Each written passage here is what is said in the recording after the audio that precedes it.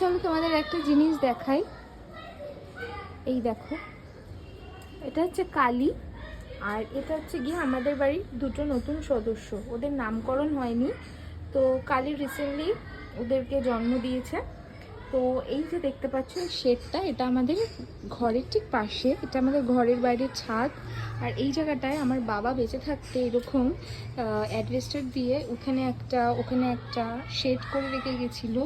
এই কালী বা কালীর সমগোত্রীয় লোকজন যারা আছে তারা তাদের বাচ্চা দেওয়ার জন্য তারা আমাদের বাড়িতে আসতো এবং এখানে সেখানে যত্রতত্র দিয়ে ফেলতো বাচ্চা, ওরা তো অত বোঝে না। তো সেই কারণেই শেডগুলো করা হয়েছিল। বাবা তো আর নেই, কিন্তু এই শেডগুলো রয়েছে এবং এখানে এখনও অবধি ওরা আসে, বাচ্চা দেয় এবং বড় হয় যখন যে যার মতন চলে যায়। তো এটা একটু নস্টালজিক লাগলো। বাবা মারা যাওয়ার পরে প্রথম ও বাচ্চা দিল এত বছর পরে, মানে 1 বছর প্রায় 1.5 বছর হতে চললো।